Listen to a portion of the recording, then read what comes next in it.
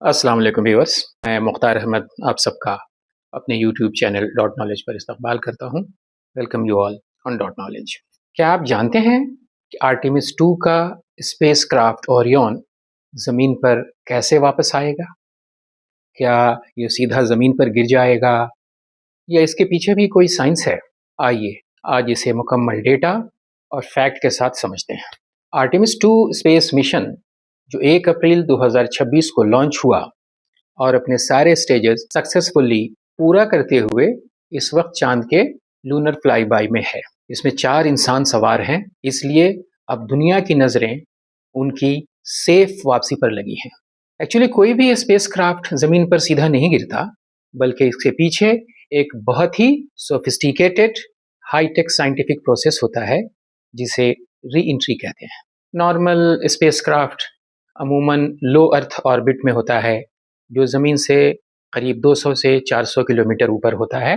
लेकिन आर्टेमिस 2 का Orion space craft चांद के अराउंड लूनर फ्लाई बाई में ज़मीन से तकरीबन 3,70,000 किलोमीटर और चांद से करीब 7,400 किलोमीटर के डिस्टेंस पर है।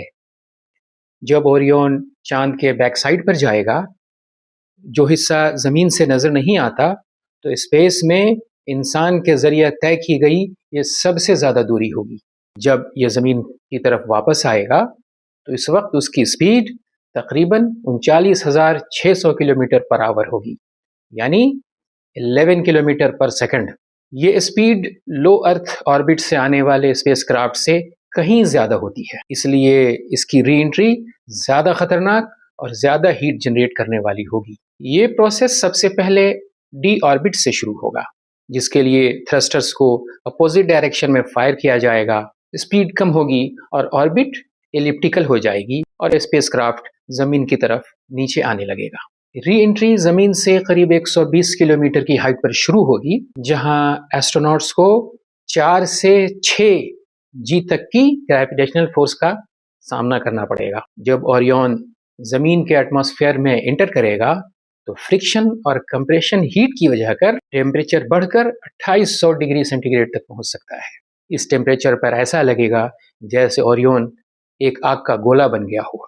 ये दरअसल इसके हीट शील्ड का कमाल है। ये दुनिया के सबसे एडवांस्ड हीट शील्ड्स में से एक है, जिसमें एब्लेटेड मटेरियल इस्तेमाल किया गया है। इसका डायमीटर तकरीबन 5 मीटर है। ये हीट शील्ड जलकर यानी एब्लेट होकर टेम्परेचर को एब्जॉर्ब करता है और अंदर मौजूद एस्ट्रोनॉट्स को सेफ रखता है। इसके सरफेस का एब्लेटेड लेयर वेपराइज होकर आयोनाइज्ड प्लाज्मा बन जाएगा। यही देखने में आग के गोले जैसा लगेगा। ये प्लाज्मा रेडियो सिग्नल्स को ब्लॉक कर देता है, इसलिए करीब 4 मिनट के लिए इस स्पेस क्राफ्ट का कनेक्शन ज़मीन से पूरी तरह कट ऑफ हो जाएगा।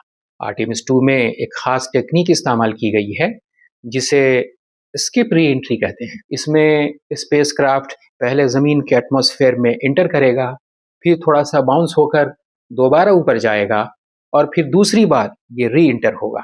इसका फ़ायदा यह है कि टेम्परेचर कम राइज होता है, ग्रेविटेशनल फोर्स कंट्रोल में रहती है और लैंडिंग ज़्यादा एक्यूरेट होती है। ये टेक्निक पहले अपोलो मिशंस में भी इस्तेमाल हो चुकी है। री एंट्री के बाद स्पेसक्राफ्ट की स्पीड 25 मैक से कम होकर 2 मैक तक आ जाएगी। फिर 9 किलोमीटर अल्टीट्यूड पर ड्राफ्ट पैराशूट्स खुलेंगे और 3 किलोमीटर अल्टीट्यूड पर मेन पैराशूट डिप्लॉय होंगे। इसके बाद आखिरी लैंडिंग पैसिफिक ओशन में होगी, इसे स्प्लैश डाउन कहा जाता है। उस वक्त इसकी स्पीड 30 किलोमीटर पर आवर होगी। रेस्क्यू टीम फॉरेन एस्ट्रोनॉट्स को बाहर निकालेंगी।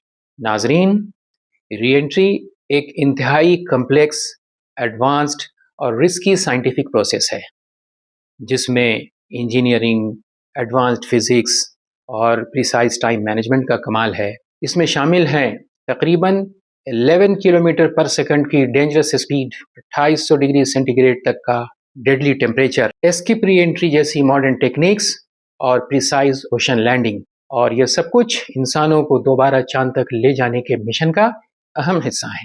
आज के लिए इतना ही, तो फिर मिलते हैं अगली वीडियो में। तब तक के लिए अल्लाह हाफिज़।